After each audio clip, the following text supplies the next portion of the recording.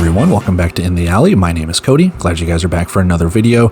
We have the early slate of kickoffs for our Week 12 Saturday slate.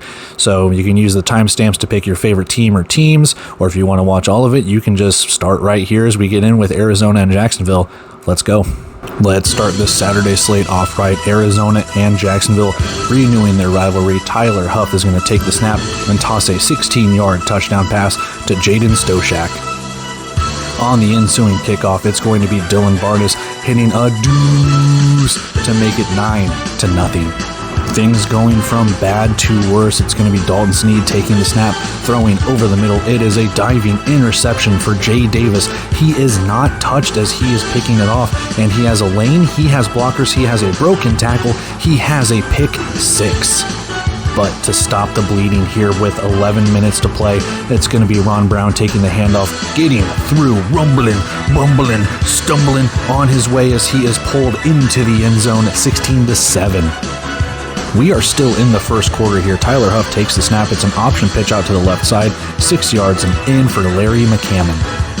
And then Arizona just needing anything in the worst way. It's going to be a turnaround interception by Ethan Castleberry to set him up nicely.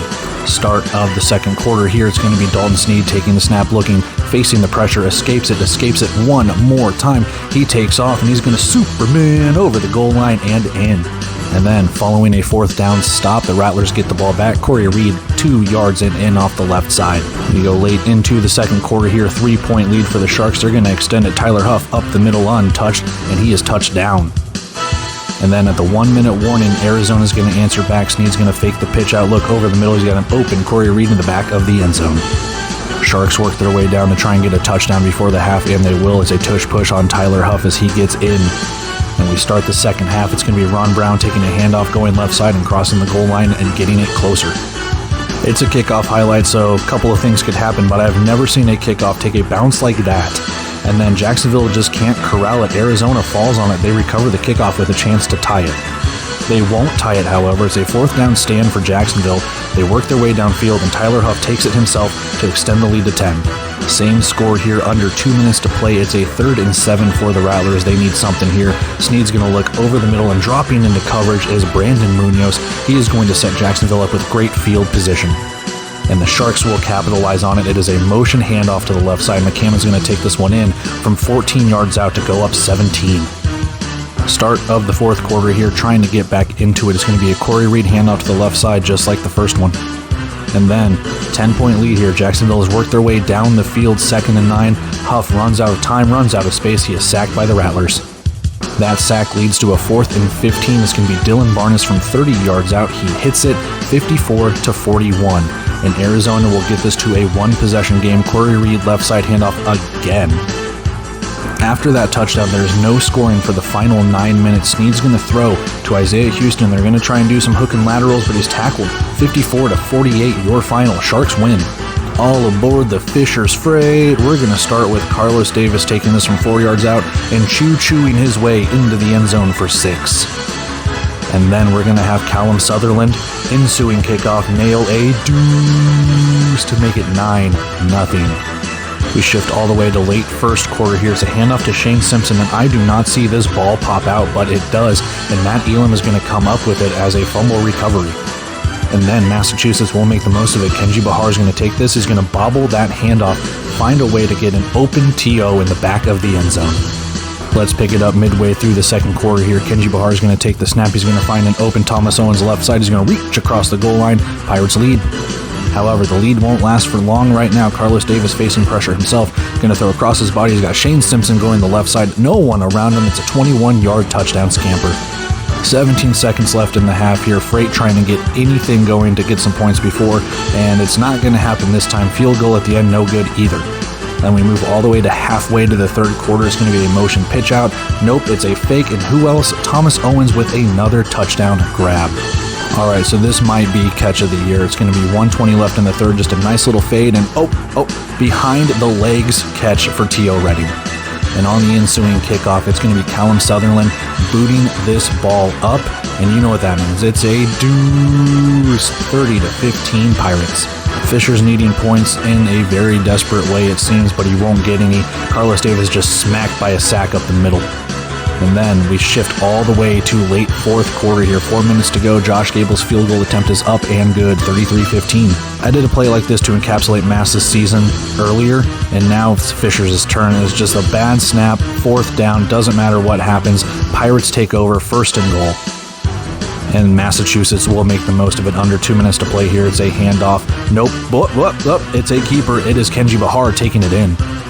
And we have the master of the garbage time touchdown here. Fishers is just going to tack on another one here. It's a pass to the right side, wide open. JT Stokes, 40-23, your final. Final kickoff of the early slate of games. We head to San Antonio. Joaquin Collazo sends his men in motion. He looks over the middle. It is caught by the other team. It's Cameron Harrell with the interception. He has some blockers going his way as he shakes a tackle, and he's going to set Quad City up with a first and goal. However, that drive will stall out. Kyle Kaplan will come on for a field goal. The kick is down, the kick is up, the kick is good, 3-0. Kyle Kaplan wants more than just that field goal, though. The ensuing kickoff is going to be a deuce to make it 5-0 Steamwheelers. However, quick work for San Antonio. They make it to the 1 yard line, and it's going to be Collazo sneaking it in, 6-5. After a fourth down stop, it's going to be Jalen Robinson running in right side to extend that Gunslinger lead. And then, with 20 seconds left in the first quarter, Daquan Neal play action looking to the end zone is going to be intercepted by Clifton Duck. Did he hold on to it? You bet he held on to it. 12 minutes to play in the first half, facing a 3rd and 2. Collazo is going to fake it, and he's going to get pressured, and he's eventually going to go down from the pressure. And then, for the possession for the Steamwheelers, it's going to be men in motion. Daquan Neal is just going to air this one out, 32 yards, and scary to Marion Terry, touchdown. Both defenses kind of coming in clutch right here. Collazo is going to look to the end zone. It's going to be tipped. It's going to be intercepted by who else? Cameron Harrell with his second of the night. But Daquan Neal and company are going to put their men in motion. Neal's going to look. He's going to face some pressure, not know what to do with it. He's going to avoid the safety. He's going to try and cut back on direction and eventually get taken down by Mike Miller. Did I mention the defense is showing out here? 10 seconds left in the first half. Joaquin Collazo throwing it over. It's going to be intercepted by Nicholas Harris, and he's just going to go down. We end the half. And then into the second half we go. Third quarter, it's a motion handoff, 3 yard waiting for his blocker. Jared Ware takes it in. 8 minutes to play in the third quarter here. It's a field goal attempt for Tyler Huddle, and it is 50 yards up and good. And we go to 5 minutes to play here in the third quarter. Daquan Neal taking the snap with his men in motion. He feels the heat, and Jack Daly brings him down, another sack. 4 minutes to go here, first and goal. It's going to be Collazo on an RPO keeper. Everyone bit on the fake. Collazo scores. But the other quarterback has something to say here. Daquan Neal's going to fake it. He's going to take it up the middle himself. Quad City goes back into the lead. Ensuing kickoff of a 5-point lead. You know what that means? Something good for one team. It's a deuce to make it a touchdown lead for the Steamwheelers. However, San Antonio will answer right back here. Collazo's going to look towards the end zone, and it's going to be Glenn. Gimme that ball, Gibbons. As Nicholas Harris almost had an interception, it's a touchdown. Under 7 minutes, we are tied at 30, sending the men in motion on third and goal, and it's an out route. No one goes with Daquan Dudley for a touchdown. And then San Antonio trying to knock on the door here. Collazo's going to look to his left. Pass is going to be tipped. It's going to be intercepted. And there is that Nicholas Harris interception. That could have been earlier. He's going to make the most of it. It's a pick six, Quad City. Under a minute to go here. Gunslingers needing a touchdown and an onside kick recovery. They'll get the first one. It's a high-point touchdown from Naquan Murray. But that onside kick will be recovered by Quad City. It's a handoff here to Jared Ware. He's going to break some tackles and take it in. 51-37, your final. All right, so we've seen the highlights, we've seen the lowlights, touchdowns, turnovers, tackles, sacks, anything and everything in between. Let's take a look at these stats, recaps, and everything else. Give our opinions, kind of some thoughts on the games and stuff like that as we dive just a little bit deeper. So, without further ado, stats on the face, let's talk about it. We have a 54-48 victory in favor of the Jacksonville Sharks. And oh boy, did Jacksonville just jump all over Arizona in that first quarter, and it pretty much did not let up until Arizona was able to kind of outscore them a little bit in the fourth, make it a game. It was a little bit of a game to an extent. Jacksonville was able to close the door multiple times on Arizona trying to come back. Let's take a look at our game leaders. Dalton Sneed, 15 of 21, 133 yards, 1 touchdown, 2 picks. Ron Brown, 14 carries, 97 yards, 2 touchdowns. And Jamal Miles, 8 catches, 64 yards, no touchdowns. For Jacksonville, Tyler Huff, 9 for 12, really accurate. He did not have to throw the ball a lot, 79 yards, 1 touchdown, 1 pick. Huff is your leading rusher, 15 carries, 72 yards, and 3 touchdowns. And Jaden Stoshak, 5 catches, 63 yards, 1 touchdown. And one of those 5 receptions was an amazing one-handed catch. If you want to subscribe to the Indoor Football League Network for just that one catch, I would not blame you. It was amazing. I know I didn't include it in the highlight package here, but go watch it or find it online. It's a great catch. Taking a look over at the team stats on the right side, neither team really good on 3rd and 4th down, 1 for 5 and 1 for 6, and then 1 for 2 on 4th down for Arizona, 0 for 1 for Jacksonville on 4th down for them. Total yards favored Arizona. They had to make comebacks in this one multiple times. Jacksonville, they played short field a little bit, so stats will kind of show that, yes, they got outgained, but onside kicks and stuff like that would prove Sharks able to do what they can. 2 interceptions for Dalton Sneed, one of those resulting in the pick 6 by Jay Davis, and ultimately I wouldn't say that's what sprung Jacksonville, because obviously Jacksonville just really came to play in this one, but I will say, if you didn't think that momentum clearly switched Jacksonville's way after that pick 6 and the way that they just smothered them in that first quarter, leading 23-7, yeah, you'd be gravely mistaken, man. Jacksonville came to win, and they did. I will say, though, 0 for 2 on field goals for Arizona. That could have got them a little bit closer, potentially tied the game up. I'm not blaming Evitz or anything like that, but at the same time, you make those field goals, we have a tie game. However, you miss a field goal on Jacksonville's side too. So again, ifs and buts were coconuts, man. This is where I have a little bit of a gripe. I did write it down in my notes. 110 yards of penalties. I am not a Jacksonville fan. I am not an Arizona fan. But 110 yards of penalties, 14 penalties to just 8 penalties for 55 yards, damn near half and half. I'm not saying it's home cooking, but there were some ticky-tack calls, I think, that went Jacksonville's way. Some penalties thrown in on Arizona that might not have been penalties. And I get it. The refs are very, very inconsistent. They have very tough jobs. I'm not stumping for the refs. I'm not saying they're bad. I'm not saying they're good. I'm just saying you look at that stat by itself and you say, oh man, either one team is very undisciplined or there's some home cooking. I'm not telling you which way to think. I'm just saying Arizona does not get those penalties at home. So that either tells you one thing. The home team in Arizona, they get some home cooking there, or there's something here, man. But again, I'm not blaming the refs. I'm not saying anything like that. It's just it's been a long time since I've seen a lot of penalty yards like that. Maybe some very ticky-tack stuff. Let's take a look at some of the notes that I had written down. A lot of 4th down conversions, man, that did not go Arizona's way and sometimes even Jacksonville's way. And yeah, Arizona had a chance to tie this game up after they had an onside kick recovery. Evitz misses a field goal. That could have tied it, man. And again, I'm not blaming Evitz or anything along those lines. I'm just saying that was an opportunity to make this truly a game. They don't make that field goal. Tyler Huff takes the team down the field. They score. They go back up by 10, and that's all she wrote. Arizona was not able to get back into it.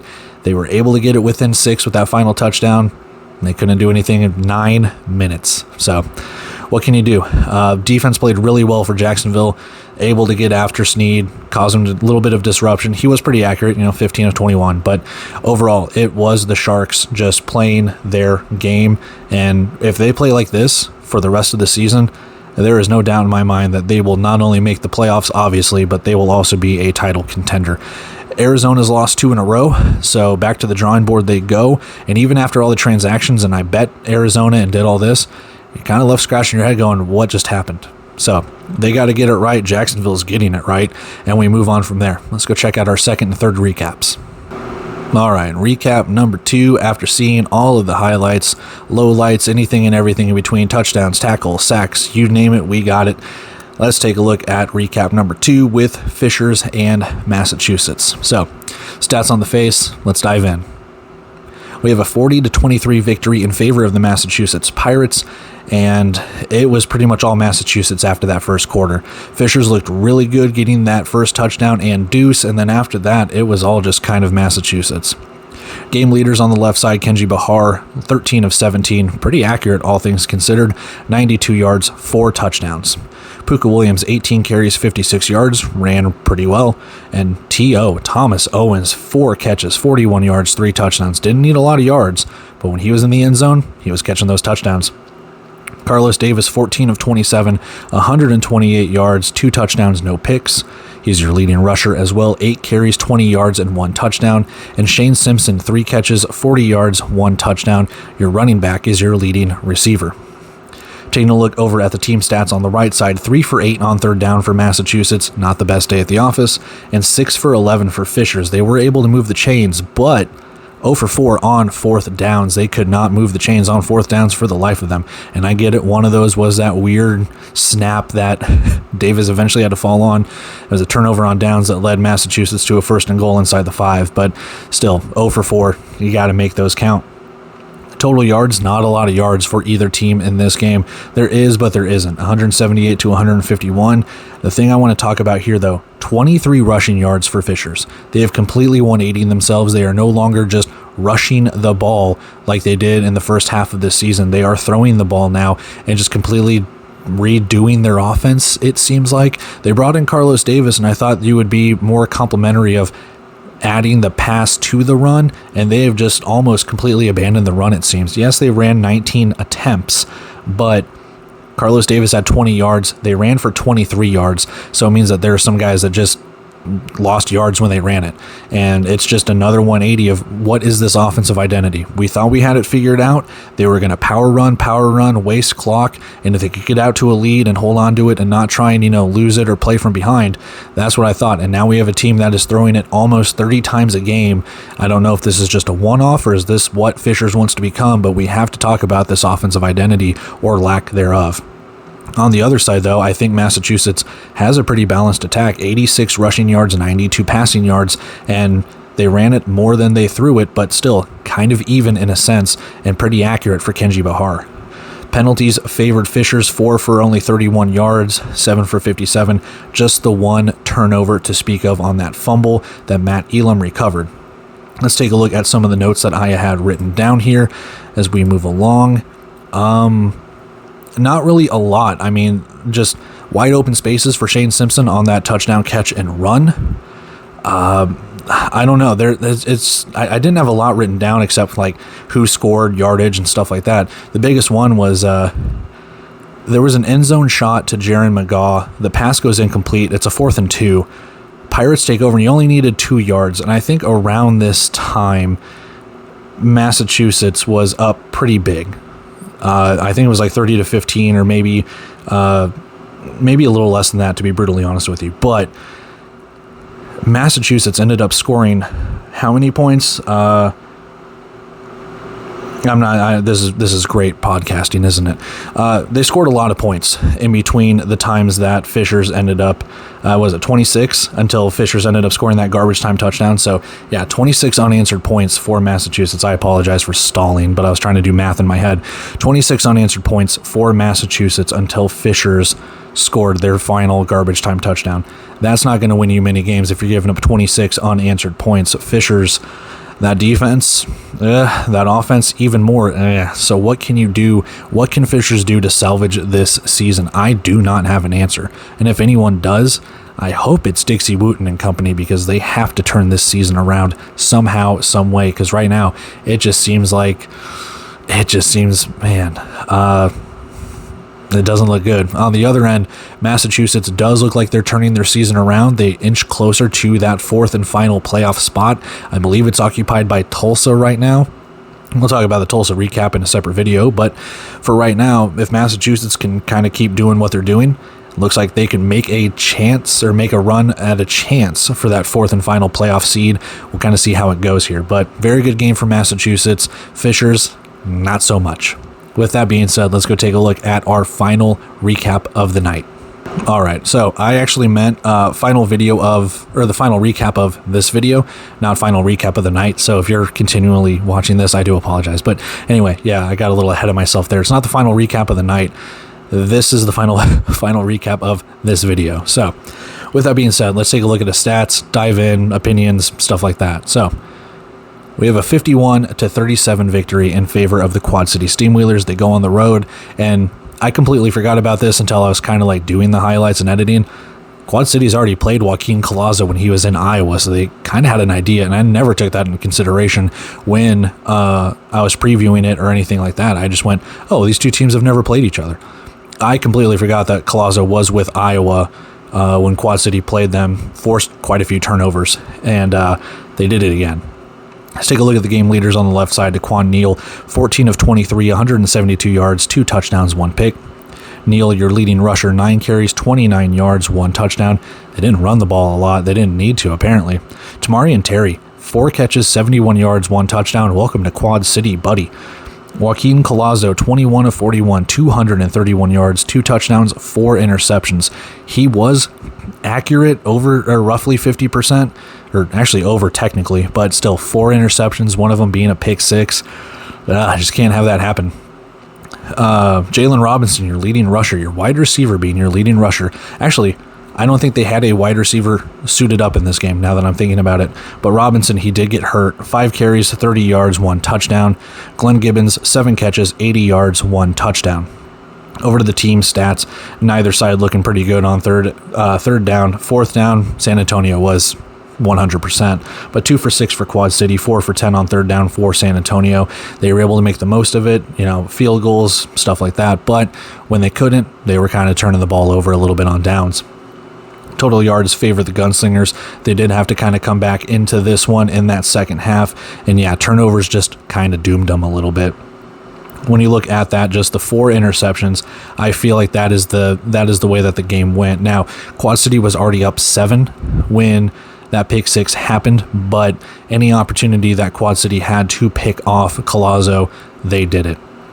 And with that, just setting up good field position for Quad City to go and make those touchdowns, field goals, what have you, San Antonio was able to answer. So I want to give credit where it's due. San Antonio was able to answer. They just made a few more mistakes than Quad City did. Otherwise, I do think San Antonio was in this game for quite a while, and Quad City ended up just kind of flexing their muscle at the very end. Taking a look at some of the notes that I had written down, Jalen Robinson played really well. How did they cut him? I know that they already had like a deep wide receiver room up until this point, so I get it. But man, he played his heart out and he got hurt, so I do feel bad for him. Harris and Harrell both had interceptions, or 2 interceptions, excuse me. And Harris almost had a third, but Glenn Gibbons ripped it away. Mike Miller for San Antonio played his ass off, and he was a man possessed. He sacked Daquan Neal. He was getting in the backfield. He was doing exactly what he needed to do. That was a good player on defense for San Antonio. The entire San Antonio defense played pretty well, all things considered. Collazo to the end zone. He throws 3rd interception of the half, so 3 first half interceptions and then the pick 6 in the second half. Tyler Huddle. What a kick, man. 50 yards out, and then crack open, shotgun that beer. I think that's the touchdown celebration. Shotgunning that beer, you deserve that. And, another one I had written down. Collazo had everyone fooled on an RPO keeper. It reminds me, if you've never seen this clip before, it reminds me of the bootleg that Peyton Manning had a long time ago, where everyone was fooled that Peyton Manning did a naked bootleg off one of the sides and just rushed it in for the Colts. Go watch that if you haven't, because that's what this reminded me of, that Joaquin Collazo RPO keeper off to the left side and in. Tamarian Terry had a good showing out. Glenn Gibbons ripping away an interception. It was a fun game. It was a fun game. Quad City ended up coming out with it. They ended up scoring just, 21 points in that fourth quarter? Yeah, it's right in front of my face. 21 points in that fourth quarter to secure the victory. It was a good game overall. San Antonio did everything they could. Just too many mistakes. So, with that, let's go take a look at our bets. We'll get out of here. Oh boy, no. Arizona, they got just freaking attacked. They got shark attack, whatever, Sharknadoed. It was not fun for for Arizona. Yar mateys, the Pirates have won me money. A good old-fashioned gunslinger shootout, and we hit over 75.5. And that is it for the first half of our Week 12 Saturday recap. We will have the second half here in the coming days. Got to get those highlights all edited and narrated and stuff too, but one video at a time. So, Appreciate you guys taking the time to watch this. As always, I love and appreciate every single one of you. Even if you watched 5 minutes of it, your favorite team, whatever the case could be, it still means a lot. It means that you're engaging. It means you're watching the highlights. And even if you are just catching these and not subscribed to the Indoor Football League Network, go subscribe and do all that stuff too. You're missing a lot of action so far this season. Yeah, there are some buggy issues and stuff like that too, but there always have been. So you still love it regardless. With that, if you feel like you want to, like, comment, share, subscribe if you haven't already. If not, well, I'll catch you guys in the next one, as I got to go finish that one up and eventually get that out in the next coming days. So with that, I'll leave you with that. Take care. I love you guys. See ya.